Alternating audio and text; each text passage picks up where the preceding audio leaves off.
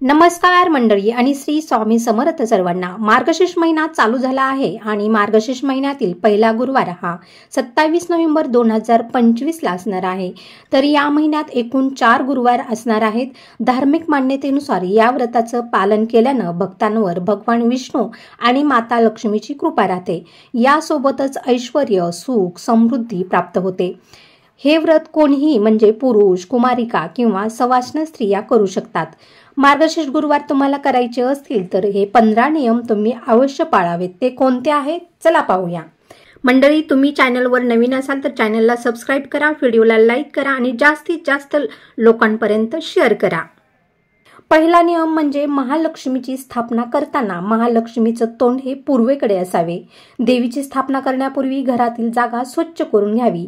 ज्या ठिकाणी देवीची स्थापना करणार आहात त्या जागी चौरंग किंवा पाट मांडावा। जमिनीवर देवीची स्थापना करू नये। दुसरा नियम, आपल्या कुटुंबाला धन, धान्य, समृद्धी आणि कुटुंबातील सर्वांना उत्तम आरोग्य लाभावं या हेतूने सुहासिनी महिला हे व्रत करतात। म्हणून न चुकता हे 4ही गुरुवार हे व्रत केल्यास घरात सुख, समृद्धी आणि शांती येते। नियम तिसरा, व्रत करणाऱ्यांनी बुधवारी सायंकाळपासून शुक्रवारी सकाळपर्यंत कांदा, लसूण सेवन करू नये। या महिन्यात श्रावण महिन्यासारखा मांसाहार देखील टाळावा। चौथा नियम म्हणजे व्रताच्या दिवशी घरातील वातावरण आनंदी असावं। या दिवशी कोणावरही टीका करू नये, भांडू नये, तसेच कोणाचाही अनादर करू नये। पाचवा नियम, सकाळी लवकर उठावे, शरीराने मनाने निर्मळ होऊन पूजाविधी करावा। तुम्हाला सकाळी पूजा मांडायला नाही जमली तर काही हरकत नाही, तुम्ही सायंकाळी 4च्या नंतर ही पूजा मांडू शकता, परंतु 12च्या नंतर 1, 2, 3 ला ही पूजा मांडू नये। सायंकाळी 4च्या नंतर ही पूजा मांडू शकता। नियम 6वा, ही पूजा दर गुरुवारी करायची आहे। तुम्हाला काही प्रॉब्लेम आला असेल तर घरातील इतरांकडून पूजा मांडून घ्यावी, परंतु उपास मात्र स्वतः करावा आणि कहाणी सुद्धा दुसऱ्यांकडून वाचून घ्यावी आणि मन लावून ऐकावी।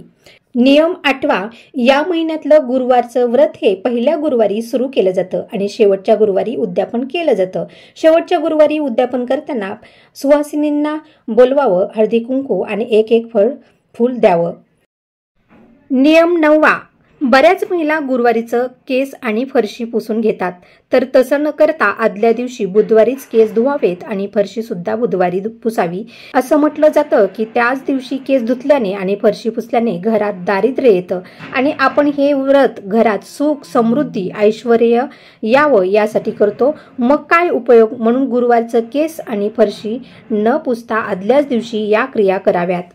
नियम 10वा, या व्रताच्या दिवशी देवीला गोडाचा नैवेद्य दाखवून उपवास सर्व कुटुंबासमवेत सोडावा। नियम 11वा, पूजा केली त्याच दिवशी पूजा उचलू नये। दुसऱ्या दिवशी सकाळी पूजा, आरती, धूप, दिवा लावून पूजा उचलावी। नियम 12वा, कलशातील पाणी ओतून देऊ नये। कलशातील पाणी अगोदर घरात शिंपडून द्यावे आणि उरलेले पाणी झाडांना ओतावे, परंतु तुळशीत मात्र हे पाणी ओतू नये। नियम 13वा, श्री महालक्ष्मीला वाहिलेली फुले ही कुठेही टाकू नयेत। ती फुले पायाखाली येऊ नयेत, नाहीतर देवीचा अपमान होतो। ती फुलं वाहत्या पाण्यात किंवा रानात वगैरे टाकावी। देवीला गजरा, हार घातलेला असेल तर तो देवीचा आशीर्वाद म्हणून आपल्या केसात माळावा।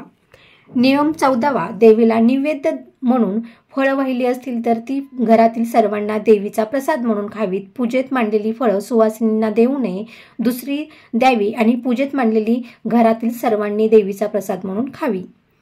नियम 15वा आणि सर्वात शेवटचा आणि महत्त्वाचा नियम म्हणजे हे व्रत करत असाल तर महालक्ष्मी व्रत कथा नक्की वाचावी किंवा ऐकावी, तसेच नमन अष्टक आणि आरती घ्यावी। मंडळी, तुम्ही चॅनलवर नवीन असाल तर चॅनलला सबस्क्राइब करा, व्हिडिओला लाईक करा आणि जास्तीत जास्त लोकांपर्यंत शेअर करा।